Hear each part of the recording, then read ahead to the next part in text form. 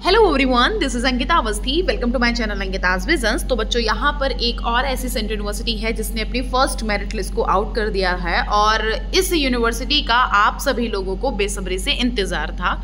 और कहीं ना कहीं इस यूनिवर्सिटी का सबसे ज़्यादा जो इंतज़ार था वो यहीं के लोगों को इंतज़ार था, मतलब कि सेंट्रल यूनिवर्सिटी ऑफ ओडिशा ने फर्स्ट मेरिट लिस्ट आउट कर दी है। और इसका सबसे ज़्यादा इंतज़ार कौन कर रहा था? ओडिशा वाले बच्चे, है ना? सही बोल रही हूँ ना? जो भी ओडिशा वाले फटाफट से कमेंट बॉक्स में कमेंट करो कि हाँ मैम, हम इसका इंतज़ार बहुत बेसब्री से कर रहे थे। ठीक है, चलो फिलहाल के लिए सबसे पहले आपको कमेंट बॉक्स में क्या क्या बताना है सुन लो। जिसका भी यहाँ पर नाम आया है वो अपना नाम लिख देंगे नीचे कि हाँ हमारा हो गया है। जिसका नहीं आया है वो अपने नंबर और प्रोग्राम लिख देंगे कि मैम हमारे इतने मार्क्स हैं और हमारा नहीं आ पाया है। और जिसको ऐसा लगता है कि भाई मैम हमने यहाँ फॉर्म अप्लाई किया है, इस यूनिवर्सिटी में अप्लाई किया है, कहाँ पर हमको चांस मिल सकता है, वो वाले बच्चे भी यहाँ पर कमेंट बॉक्स में कमेंट लिख देंगे। ठीक है, प्लस एक बात और कि अगर आपको कुछ नहीं समझ आ रहा है, अगर आपको गाइडेंस लेनी है तो मैं पेड काउंसलिंग कराती हूँ, जिसमें आपको मुझसे इंस्टाग्राम पर मैसेज करके बात करना होगा। इंस्टाग्राम की आईडी मेरी अंकिताज विजन्स के नाम से है। और अगर आपके पास इंस्टाग्राम नहीं है तो आप मुझे मेल आईडी पर भी मैसेज कर सकते हो। मेल आईडी मेरी अंकिता अवस्थी 2016@gmail.com के नाम से है। ठीक है, चलो अभी हम इनके फर्स्ट मेरिट लिस्ट का एक बार एनालिसिस करते हैं कि किस प्रोग्राम में कैसा प्रोग्राम में गया हुआ है कट ऑफ। चलो, तो ये फर्स्ट मेरिट लिस्ट है। इस फर्स्ट मेरिट लिस्ट में ऑलमोस्ट हर एक प्रोग्राम की लिस्ट आई हुई है। तो सबसे पहले तो हम देख लेंगे बीएड, जो कि आर्ट स्ट्रीम वाले बच्चे हैं, उनकी लिस्ट को, और उस लिस्ट में कितने मार्क्स तक की बच्चों को एडमिशन दिया गया है, क्या प्रोसीजर है, उसके बारे में हम एक बार थोड़ा सा यहाँ पर डिटेल में जानकारी लेते हैं। तो सबसे पहले यहाँ पर आप अगर देखोगे तो जनरल कैटेगरी वाले बच्चों का चेक करो कि जनरल कैटेगरी को 125 पे एडमिशन दिया गया। 125 वो भी किसको? यहाँ पे आप एक बार देख लो, 132 पीडब्ल्यूडी बच्चे को, 125 जिनको प्रायोरिटी दी गई है, और 157 जो कि अनरिजर्व्ड कैटेगरी है, जिनको कोई रिजर्वेशन नहीं है, 157। ओके, अब हम ओबीसी एनसीएल की बात करेंगे तो ओबीसी एनसीएल का गया हुआ है 145। ठीक है, उसके बाद ईडब्ल्यूएस का गया हुआ है 138, और फिर एससी कैटेगरी का जो गया हुआ है वो है 129, और एसटी का गया है 142। इसमें से 5 से 10 नंबर माइनस कर लो और उसके बाद आप एक्सपेक्ट कर लो कि आपकी जो सेकेंड लिस्ट आएगी उसमें कितने नंबर तक मिलेगा। तो 10 नंबर, 10 से 15 नंबर भी कभी कभी माइनस होकर के भी आ जाता है इन लास्ट कट ऑफ से। 10 से 15 नंबर, जैसे लास्ट कट ऑफ यहाँ पर एसटी का 142 है। अब इसमें से आप 10 से 15 नंबर को माइनस कर दो, है ना? 5 से 10 या 10 से 15 नंबर को माइनस कर दोगे ना, तो आप सोच लो कि उतने ही नंबर के साथ में सेकंड मेरिट लिस्ट में यहाँ पर आने वाला है कट ऑफ। ठीक, अब यहाँ पर आप एक बार देख लो कि आप जो भी यहाँ पर फिजिकल रिपोर्टिंग है आपकी, वो है 8 जुलाई को 10:30 बजे सुबह में, और ये आपका डिपार्टमेंट का वेन्यू नेम लिखा हुआ है। यहाँ पर आप अपना नाम देख लो। नाम देखने के बाद अगर हो रहा है तो आप फिजिकल काउंसलिंग के लिए यहाँ पर आपको जाना होगा।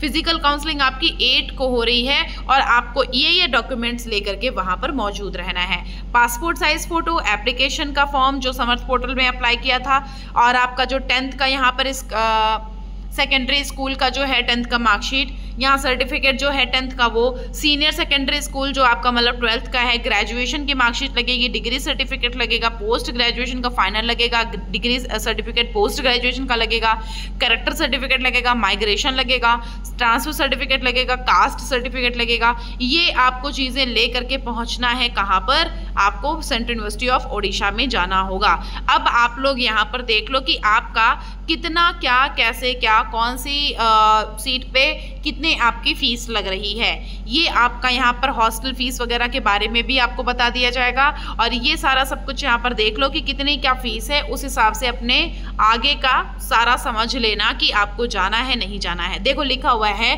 कि short list candidate are hereby instructed to deposit the request.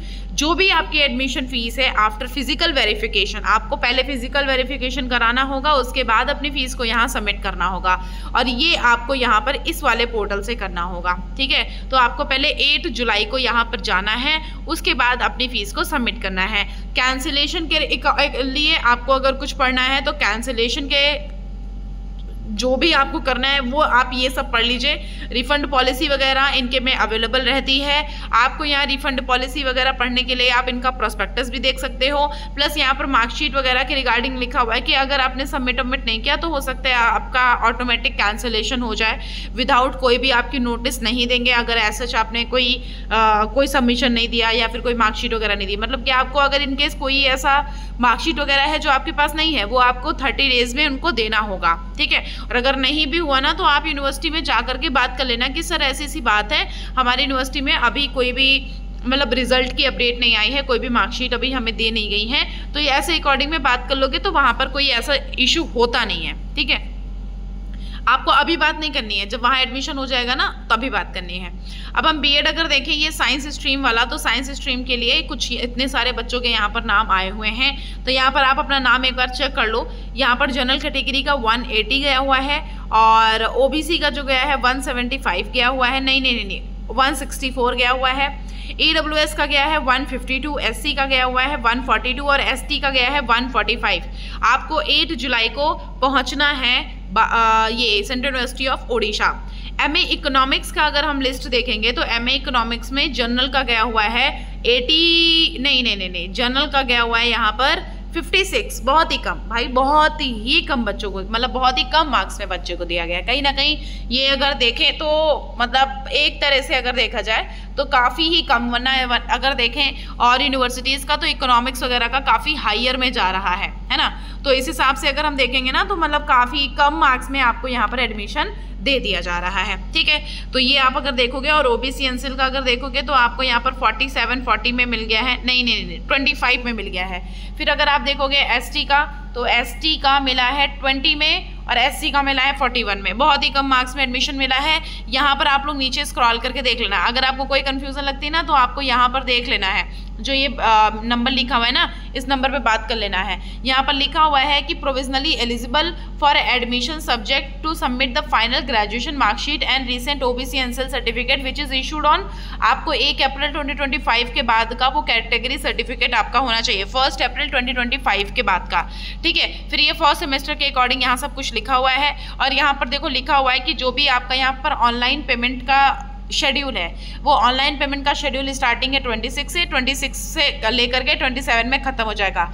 अपना पोर्टल एक बार सभी लोग जितने बच्चे हैं, चाहे बीएड हो चाहे कोई वाले बच्चे हो, अपना पोर्टल एक बार लॉगिन करके जरूर देखना। आप लोगों से ये जरूर कहूँगी कि अपना पोर्टल एक बार लॉगिन करके जरूर देख लेना कि अगर आपके पोर्टल में आ रहा होगा ऑप्शन कि भाई यहाँ पर आपको मतलब ऐसा लग रहा है वहाँ पर पेमेंट का ऑप्शन आ रहा है तो वहाँ पर पेमेंट कर देना। अगर आपको यहाँ पर एडमिशन लेना है तो वहाँ पर पेमेंट कर देना। आपको पेमेंट के लिए इनका पोर्टल ओपन कर देखना होगा। अपना पोर्टल ओपन करो, आप इसी के साथ में अपना पोर्टल ओपन कर लेते हो, आप इसको पोर्टल ओपन करो, पोर्टल ओपन करने के बाद अपना पेमेंट यहाँ पर अपना कंप्लीट कर देना, ठीक है। ये सुन लो आप लोग, क्लियर कर लो अपने दिमाग में हर एक चीज़ को जो मैं बोल रही हूँ। और यहाँ पर आपको 8 तारीख को बुलाया गया है तो 8 तारीख को यहाँ जाना पड़ेगा वरना एडमिशन कैंसिल हो जाएगा, ठीक है। फिर उसके बाद अगर हम देखें तो इंग्लिश में अप्रॉक्सीमेटली इतने सारे बच्चों के नाम आए हुए हैं। तो यूआर का अगर देखेंगे 157 गया हुआ है, ओबीसी एनसीएल का 112 गया हुआ है, ईडब्ल्यूएस का 88 गया हुआ है, एससी का यहाँ पर 123 गया हुआ है, एसटी का 135 गया हुआ है, ठीक है। तो ये सारे बच्चों के नाम है और जो भी हमारे पीडब्ल्यूडी हैं और जो भी आपके यहाँ पर प्रायोरिटी 1 जो भी हैं, ये सारे बच्चों को यहाँ पर अपना नाम देख लो। इतना आपको नाम दिया गया है, इस हिसाब से आप अपना नाम एक बार चेक कर लेना। इन केस कोई इशू होता है तो आप हमारे कमेंट बॉक्स में कमेंट कर देना। 8 को आपको भी यहाँ पर डॉक्यूमेंट वेरिफिकेशन के लिए जाना है, ये सारे के सारे अपने डॉक्यूमेंट्स ले करके, और ये इतना आपके पास यहाँ पर सारा सब कुछ अवेलेबल है कि इतनी फीस वगैरह रहेगी, तो आप इस हिसाब से आगे का प्रोसीजर करना, ठीक है। आपको पहले ही क्लियर कर दिया जा रहा है कि अपना पोर्टल ओपन करके सारे लोग देख लेना, चाहे यहाँ पर कुछ भी हो, पोर्टल ओपन करके सारे लोग देख लेना, ठीक है। फिर अगर हम हिंदी के लिए देखेंगे तो हिंदी में अप्रॉक्स टू अप्रॉक्स इतने बच्चों के नाम आए हैं। अगर जनरल कैटेगरी का देखोगे तो जनरल का गया हुआ है बच्चों यहाँ पर 66, ठीक है। यूआर का मतलब यहाँ पर जैसे जो ये स्टार मार्क्स लगा हुआ है, स्टार मार्क्स का मतलब है कि यूआर जो है कन्वर्टेड टू यूआर मतलब आपका no OBC NCL candidate are available, आपके ओबीसी एनसीएल इसमें कैंडिडेट अवेलेबल नहीं थे, इसलिए इनको यूआर को इतने कम मार्क्स में एडमिशन दे दिया गया है। तो ओबीसी एनसीएल वाली जो सीट है वो आपके जनरल कैटेगरी वाले बच्चों को मिल गई है, ठीक है। और एससी का गया हुआ है यहाँ पर 79, एसटी का गया हुआ है 79, तो मतलब कम मार्क्स हैं। आपको भी 8 तारीख को जाना है। जर्नलिज्म एंड मास कम्युनिकेशन की अगर हम बात करेंगे तो जर्नलिज्म एंड मास कम्युनिकेशन में या जनरल कैटेगरी का देखोगे तो लास्ट क्लास अगर ऐसे में देखोगे तो आपका यहाँ पर 101 गया हुआ है, और अगर आप ओबीसी एनसीएल के अकॉर्डिंग देखोगे तो आपका यहाँ पर जो गया हुआ है उसके अकॉर्डिंग अगर देखो तो 81, एससी का 38, एसटी का 73, और इस हिसाब से आपको यहाँ पर फर्स्ट तक का यहाँ 1 अप्रैल 2025 की आपको यहाँ पर होनी चाहिए वो क्या बोलते हैं ओबीसी की कैटेगरी का सर्टिफिकेट। और यहाँ पर आप admission fees excluding hostel fees, ये आपकी एडमिशन फीस है, मतलब हॉस्टल फीस जो है वो इसके अदरवाइज में आपको देना पड़ेगा, ठीक है। फिर अगर हम सोशियोलॉजी का देखें तो सोशियोलॉजी में आप लोगों को ये जनरल कैटेगरी को जो मिला है वो है लास्ट क्लास 80, ईडब्ल्यूएस 76 है ना, और एससी 40, एसटी 52, मतलब बहुत ही कम मार्क्स में मिल गया। कहीं ना कहीं आप लोगों को इसके लिए खुश होना चाहिए कि हाँ भाई हमारे बहुत ही कम मार्क्स में एडमिशन दे दिए गए हैं। जनरल है 47 है ना, और यहाँ पर एससी है 57, एसटी है 55, ईडब्ल्यूएस है 105। जिंदगी में क्या चाहिए, इससे कम मार्क्स से भी बढ़ के अगर तुमको चाहिए तो भैया फिर इससे कम मार्क्स में तो मतलब मुझे लगता है कि एडमिशन नहीं ही पॉसिबल है फिर तो, है ना। इसमें अगर बॉटनी में देखोगे तो जनरल 116 गया है, एससी का 116 गया है, ओबीसी एनसीएल का 82 गया है, और ईडब्ल्यूएस का 10 गया है, और एससी कैटेगरी का 114 गया है। नहीं, एससी कैटेगरी का 84 गया है, एसटी का 84 गया है। तो आप लोगों को यहाँ पर चांस मिल गया है। आप सभी को बधाइयाँ बधाइयाँ बधाइयाँ। स्टैटिस्टिक का देखेंगे तो जनरल कैटेगरी का यहाँ पर गया हुआ है लास्ट क्लास 38, और ओबीसी एनसीएल का गया है 20, और ये ओबीसी एनसीएल 10, और ये आपको एडमिशन यहाँ पर दिया गया है। एससी कैटेगरी का 39, और यहाँ पर ईडब्ल्यूएस का 30। बहुत ही कम मार्क्स है, बहुत ही कम मार्क्स है, ठीक है। अगर हम जूलॉजी में देखेंगे तो जूलॉजी में यहाँ पर जनरल कैटेगरी का जो गया हुआ है वो है अप्रॉक्स 100, और ये आपका गया हुआ है ओबीसी एनसीएल का गया हुआ है 15, ईडब्ल्यूएस का गया है 40, और एससी का गया हुआ है 22, एसटी का गया है 92। अरे बहुत ही कम मार्क्स में एडमिशन मिल गया है। जो बच्चे बोल रहे थे कि बहुत ही हायर में जा सकता है मैम, जैसा मैंने बोला भी था, हायर में कोई कंफर्मेशन नहीं है कि हायर जाए ही जाए, कोई ज़रूरी नहीं कि हायर में जाए।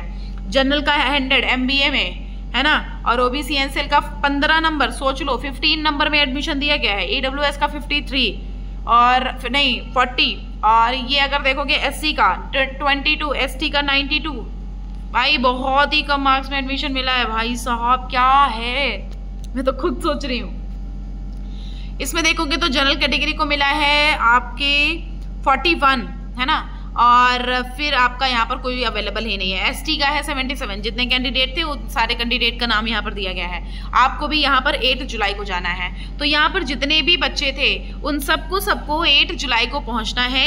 8 जुलाई को पहुँच के अपना एडमिशन कंफर्म कराना है। यूनिवर्सिटी अच्छी है, चाहते हो पढ़ाई करना तो यहाँ पे जा करके आराम से पढ़ाई कर सकते हो। मुझे नहीं लगता है कि ऐसा जितना कोई दिक्कत होनी चाहिए। आराम से जाओ, प्रिपरेशन करो, मस्त पढ़ाई करो, अच्छे से रहो।